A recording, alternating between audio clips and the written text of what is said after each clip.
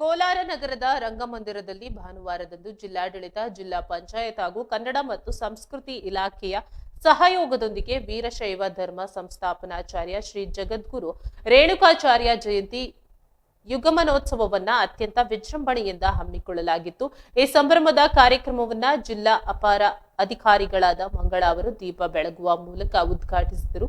ಕಾರ್ಯಕ್ರಮದ ದಿವ್ಯ ಸಾನ್ನಿಧ್ಯ ವಹಿಸಿದ್ದ ಶ್ರೀ ಶಾ ಪಟ್ಟದ ಮಹಾಂತ ಶಿವಾಚಾರ್ಯ ಮಹಾಸ್ವಾಮೀಜಿಯವರು ಆಶೀರ್ವಚನ ನೀಡಿ ಜಗದ್ಗುರು ರೇಣುಕಾಚಾರ್ಯರು ಭಾರತೀಯ ಧಾರ್ಮಿಕ ಮತ್ತು ಸಾಮಾಜಿಕ ಚರಿತ್ರೆಯ ಮಹಾನ್ ಚೇತನ ಶೈವ ಪರಂಪರೆಯನ್ನ ಬಲಪಡಿಸಿ ಸಮಾಜಕ್ಕೆ ಶ್ರಮ, ಭಕ್ತಿ ಮತ್ತು ಸಮಾನತೆಯ ತತ್ವಗಳನ್ನ ಸಾರಿದ ಅವರ ಬದುಕು ನಮಗೆ ದಾರಿದೀಪವಾಗಿದೆ. ಅವರ ವಚನಗಳು ಇಂದಿನ ಆಧುನಿಕ ಬದುಕಿಗೂ ಅತ್ಯಗತ್ಯವಾದ ನೈತಿಕ ಮೌಲ್ಯಗಳನ್ನ ಹೊಂದಿವೆ ಎಂದು ರೇಣುಕಾಚಾರ್ಯರ ಜೀವನದ ಮಹತ್ವವನ್ನ ಸ್ಮರಿಸಿದರು. ಇದೇ ಸಂದರ್ಭದಲ್ಲಿ ಮುಖ್ಯ ಅತಿಥಿಗಳಾಗಿ ಆಗಮಿಸಿದ್ದ ಕೋಲಾರ ವಿಧಾನಸಭಾ ಕ್ಷೇತ್ರದ ಶಾಸಕ ಕೊತ್ತೂರು ಜಿ ಮಂಜುನಾಥ್ ಅವರು ಮಾತನಾಡಿ, ಸಮುದಾಯದ ಬಹುದಿನದ ಬೇಡಿಕೆಯಾದ ಸಮುದಾಯ ಭವನ ನಿರ್ಮಾಣಕ್ಕೆ ಬದ್ಧತೆ ವ್ಯಕ್ತಪಡಿಸಿದರು. ವೀರಶೈವ ಲಿಂಗಾಯತ ಸಮುದಾಯದ ಭವನಕ್ಕಾಗಿ ಜಾಗದ ವಿಷಯಕ್ಕೆ ಸಂಬಂಧಿಸಿದಂತೆ ಈಗಾಗಲೇ ಸರ್ಕಾರದ ಮಟ್ಟದಲ್ಲಿ ಚರ್ಚೆ ನಡೆಸಲಾಗಿದೆ.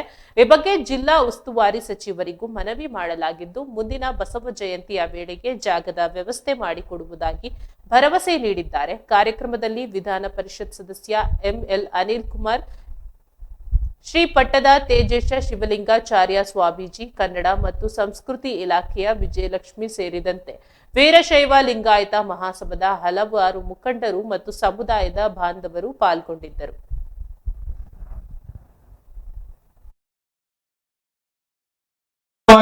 ಶಕ್ತಿ ವಿಶಿಷ್ಟಾದ್ವೈತವನ್ನು ಸ್ಥಾಪಿಸಿ ಸಮಾಜದ ಒಂದು ಕಟ್ಟಕಡೆಯ ಮಾನವನಿಗೂ ಧರ್ಮ, ಜಾತಿ ಎನ್ನುವಂತ ಪದ ಅಲ್ಲದೆ ಸಮಾಜದಲ್ಲಿ ಪ್ರತಿಯೊಬ್ಬ ಮಾನವರಿಗೂ ಮುಟ್ಟಿಸುವಂತ ಸಂದೇಶವನ್ನು ಇವತ್ತು ಯಾರು ಕೊಟ್ಟು ಕಳಿಸಿದ್ದಾರೆ ಅಂತ ಹೇಳಿದ್ರೆ ಅದು ಜಗದ್ಗುರು ರೇಣುಕಾದಿ ಪಂಚ ಆಚಾರ್ಯರು ಕೊಟ್ಟು ಕಳಿಸಿರುವಂತವರಾಗಿರ್ತಾರೆ.